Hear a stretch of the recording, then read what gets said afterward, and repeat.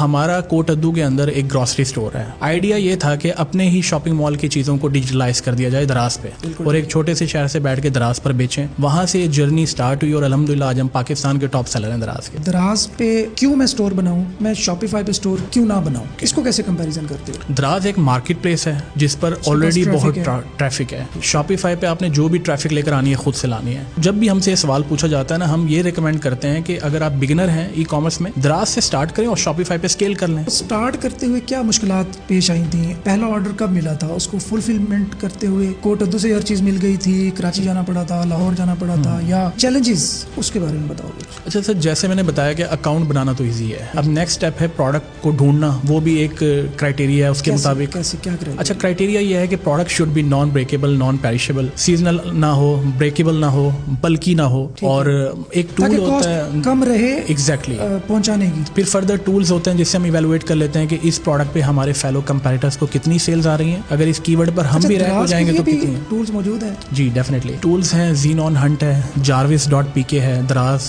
Tool kit है, seller dash है। ये लोकल ई कॉमर्स के टूल्स हैं। इसके थ्रू आप ये देख लेते हैं जस्ट कि हम अगर इस कीवर्ड पे रैंक हो जाएंगे तो औरों को कितनी ट्रैफिक या सेल्स मिल रही हैं और हमें कितनी मिलेंगी। सारा सिलसिला यहाँ भी रैंकिंग का है। आपने कीवर्ड पर रैंक होना है और सेल्स का आपने आधा भी चंक ले लिया तो आपका काम चलना शुरू। अच्छा, ज्यादा ट्रैफिक गूगल से आती है आपके स्टोर पे या विद इन स्टोर सर्च ज्यादा? Sir with in store SEO है इसका, यानी कि आपने for example tissue box search किया, ठीक है, तो टिश्यू बॉक्स का टूल बता रहा है कि सर्च वॉल्यूम में 22,000 का महीने का, उस पर कन्वर्जन रेट है 5%। तो उसके अकॉर्डिंग आपको उसके टॉप कीवर्ड, टॉप रैंकर होने की वजह से ऑर्डर्स मिलना शुरू हो जाते हैं। अब उसमें डिपेंड करता है कि आपका मार्जिन कितना है। मार्जिन क्या है वैसे? नॉर्मली अगर हम अमेज़न की बात करें उस पर तो अच्छा खासा मार्जिन होता है। तो अगर नेट प्रॉफिट की बात की जाए तो 20-25% निकल आता है दराज पे। एक प्रोडक्ट मैंने चूज कर ली कि यार ये चीज बिकती है, अब उसको मैं सोर्स करने के लिए कहाँ जाऊंगा, ठीक है, रखूंगा कहाँ पे, उसकी जो ब्रांडिंग होगी वो कैसे होगी, और उसको लिस्ट करके रैंकिंग कैसे लाऊंगा ताकि मेरी वेबसाइट या मेरे स्टोर पे सेल जनरेट हो।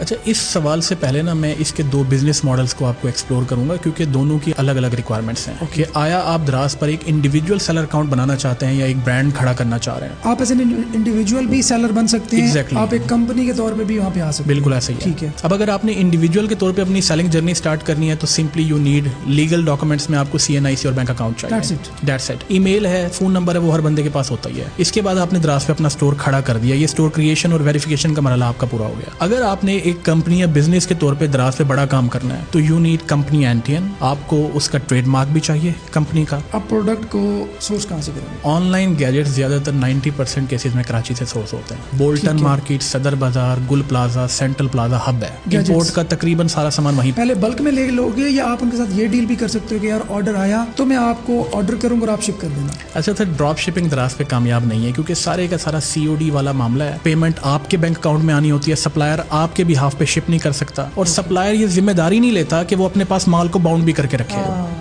ये अलग बात है, हम आगे चल के डिस्कस करेंगे कि हमने लाहौर से ड्रॉप शिपिंग सर्विस दराज की क्योंकि कर तो रहे हैं लोग, शुरू कर दी है। सोर्सिंग की जहाँ बात चल रही है, 90% केसेस में सोर्सिंग कराची से होती है क्योंकि ज्यादातर गैजेट्स बिकते हैं। अब प्रोडक्ट लग गई, स्टोर रेडी हो गया, अब सबसे इम्पोर्टेंट फेज है उसको खरीदार कहाँ से आएगा, उसको रैंक करना। जब तक वो प्रोडक्ट टॉप पर नहीं आएगी ना, वो बिकेगी नहीं। ठीक है। दराज पे एल्गोरिथम कुछ इस तरीके से सेट हुआ हुआ है कि पहले 10 बंदों को सेल मिलती है। पहले पेज पे होती है तकरीबन 25 से 30 प्रोडक्ट्स, उसमें से भी टॉप 10 को सेल आती है। और वाइल हंटिंग द प्रोडक्ट हमारा ये भी एक क्राइटेरिया होता है कि सेल इवनली डिस्ट्रीब्यूट हो रही हो टॉप 10 में। ऐसा ना हो कि कोई ब्रांड डोमिनेंसी हो, उस पर आप रैंक ही ना हो पाए, और अगर हो भी जाए तो फायदा नहीं है ना। तो वो टूल्स हमारी मदद करते हैं कि पहले सेलर को 200 यूनिट्स की सेल आ रही है, दूसरे को 180 की आ रही है, तीसरे को 45 की आ रही है। चलें जी, अगर मैं भी टॉप 10 में रैंक हो जाऊंगा तो मुझे भी 20-30 यूनिट की सेल तो मिल ही जाएगी। अब वो तरीके बताओ ना, रैंक कैसे करना है? सर पहला है SEO, कि आप टॉप कंपैरेटर्स की लिस्टिंग्स को स्टडी करते हैं कि उन्होंने कौन से कीवर्ड्स यूज किए हैं, और बड़ी कॉम्प्रिहेंसिव सी एक लिस्टिंग बनाते हैं जिसका टाइटल और डिस्क्रिप्शन शुड बी ऑप्टिमाइज्ड। इसके बाद try to list with different images. अगर आपने वही इमेजेस लगा दिए हैं जो उन्होंने ऑलरेडी बनाए हुए हैं तो एक डिफरेंशिएशन पॉइंट नहीं होगा ना। तो आप अच्छे इमेजेस ढूंढें या अपनी फोटोग्राफी करवा लें। अब यहाँ पर जो जितना गुड़ डालेगा उतना मीठा होगा। अब एंट्री होती है आपके रिश्तेदारों की और दोस्तों की। आप उनको अपनी प्रोडक्ट का लिंक दें और उनको कहें कि जी भाई ऑनेस्ट फीडबैक दो, या ऑनेस्ट नहीं देना तो मुझे 5 स्टार फीडबैक तो आपने वहाँ पे मतलब VVRO वाला सिस्टम है, पहले 20-25 रिव्यूज की हद तक। अच्छा, मैंने एक तजर्बा किया है यहाँ पर। आपका SCBT कोर्स अटेंड करने के बाद मैंने एक नीश हंट की ई-कॉमर्स की। ठीक है। उस पे हमारे उस्ताद पहले से रैंक थे।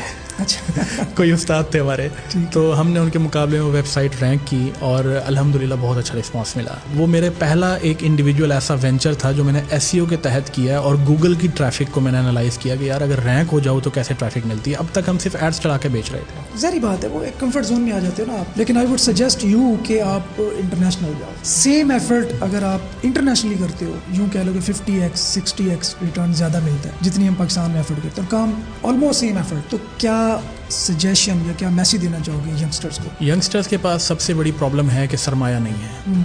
उनके लिए मैसेज बड़ा सिंपल सा है कि मुल्क और यूनिवर्सिटीज़ को कोसना छोड़ें और सर्विसेज से थोड़ा सा सरमाया इकट्ठा कर लें। इसके बाद पाकिस्तान से स्टार्ट लें। अगर तो ई-कॉमर्स कर रहे हैं, डेफिनेटली SEO के हवाले से अलग किस्म की सजेशन आ जाएगी। पाकिस्तान से स्टार्ट लें और उसको स्केल कर लें, बेशक ग्लोबली इंटरनेशनली जहां आपने जाना है। सर, पाकिस्तान में इतनी पोटेंशियल है कि जो हमारे क्लाइंट्स हैं वो महीने के 8-8 10-10 लाख रुपए कमा रहे हैं हमारी सैलरी देने के बाद। तो अगर एक यंगस्टर सिर्फ सर्विसेज के काम में पाकिस्तान में आ जाए तो वो लखपति बन सकता है। अच्छा, सर्विसेज से याद आया, बंदे ढूंढे कैसे? सर्विस देने को तो वहाँ तैयार बैठी है, बंदे कहाँ से मिलेंगे यार? क्लाइंट्स कहाँ से मिलेंगे? पर्सनल ब्रांडिंग से। पाकिस्तान में काम आपको अपना आप दिखाना पड़ेगा। अगर आप शर्मीले हैं, आप कहीं जाके बात ही नहीं कर सकते, आपको क्लाइंट नहीं मिलेगा। ये फाइवर अपवर्क के थ्रू काम नहीं मिलता यहाँ पर। Your network is your net worth. सही, इंटरेस्टिंग। चलें जी, बहुत मज़ा आया आपसे बात करके। Wish you all the best. Thank you so much. और मैं उम्मीद करता हूँ जब नेक्स्ट टाइम आप आएंगे तो इंशाल्लाह इंटरनेशनली ये सब कुछ कर रहे होंगे। इंशाल्लाह। Thank you so much. Thank you so much. इजाज़त दीजिए जी, अल्लाह हाफिज़।